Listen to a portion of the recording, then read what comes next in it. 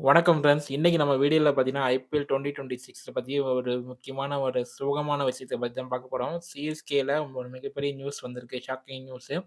சிஎஸ்கேவோட வந்து young player வந்து ஆயுஷ் மாத்திரை வந்து ஐபிஎல்லேருந்து ரூல்ட் அவுட் ஆக போறான்னு சொல்லிட்டு ஒரு நியூஸ் வந்திருக்கு. இது எந்த அளவுக்கு உண்மைன்னு தெரியல. வாங்க வீடியோ ஃபுல்லா பார்க்கலாம். அது மட்டும் இல்லாம, சிவம் துபே, மேத்யூ ஷாட் விஷயத்துல சிஎஸ்கே என்ன தப்பு பண்ணாங்க?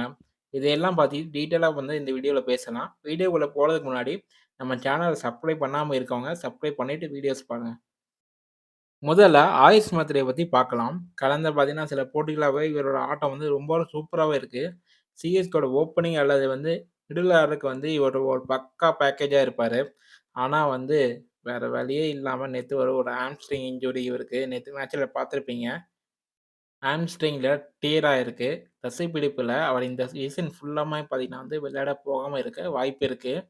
ஒரு யங் பிளேயரு ரொம்ப கஷ்டமான காலம் இது. அவரோட பேட்டிங் ஸ்டைல் மற்றும் வந்து அதிரடி வந்து சிஎஸ்கேக்கு கண்டிப்பா ஒரு மிஸ் ஆகும்.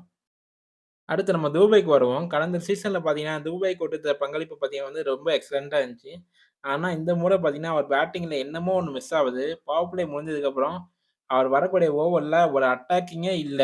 ஃபேன்ஸ் எல்லாம் பார்த்தீங்கன்னா வந்து ரொம்பவே பார்த்தீங்கன்னா வந்து டிசப்பாயின்ட்மென்ட்டா இருக்காங்க. டீம் மேனேஜ்மெண்ட் வந்து அவர சரியான இடத்துல வந்து யூஸ் பண்றாங்களா இல்லையான்னு தெரியல. அவரோட கான்ஃபிடன்ஸ் லெவல் பார்த்தீங்கன்னா வந்து ரொம்பவே கம்மியா இருக்க மாரி தெரியுது.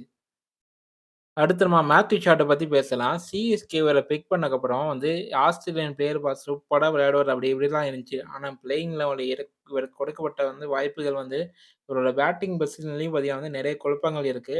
கேதார் ஜாதவ் மாரி விளையாண்ட்டுருக்காரு இவரு. ஒரு 6 அடிக்க முடியல. ஒரு பவுண்டரி அடிக்கல. 28 பால் வந்து வேஸ்ட் பண்ணிட்டாரு இன்னைக்கு. மேட்ச் செலக்ஷன் மற்றும் கேப்டன்சில சின்ன சின்ன மாற்றங்கள் தேவைப்படுது. சின்ன சின்ன மாற்றங்கள் இல்ல. பெரிய பெரிய மாற்றங்கள் தேவைப்படுது. டாப் ஆர்டர் சொதப்பும்போது, மிடில் ஆர்டர் வந்து கொஞ்சம் பொறுப்பான இன்னிங்ஸ வந்து ஆடணும். சிஎஸ்கே எப்பவுமே அவங்க பிளேயர்ஸ்க்கு அதிக சப்போர்ட் குடுப்பாங்க. ஆனா இந்த இன்ஜூரி, வீரர்களோட ஃபார்ம் அவுட் கொஞ்சம் பின்னுக்கு தள்ளுது. 2022, 2023ல இருந்த ஒரு வேகம் இப்ப மிஸ் ஆகுற மாரி ஒரு ஃபீல் இருக்கு. ஆயுஷ் மாத்திரைக்கு பதிலா வேற யார கொண்டு வர போறாங்க? மேத்யூ ஷாட்டுக்கு இனிமே வாய்ப்பு கிடைக்குமா? இதையெல்லாம் வந்து பொறுத்திருந்து தான் பார்க்கணும்.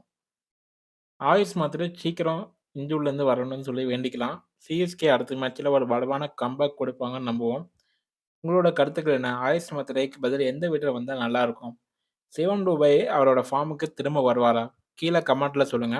இந்த வீடியோ புடிச்சிருந்தா லைக் பண்ணுங்க, ஷேர் பண்ணுங்க. அடுத்த வீடியோ சந்திக்கலாம். நன்றி, வணக்கம்.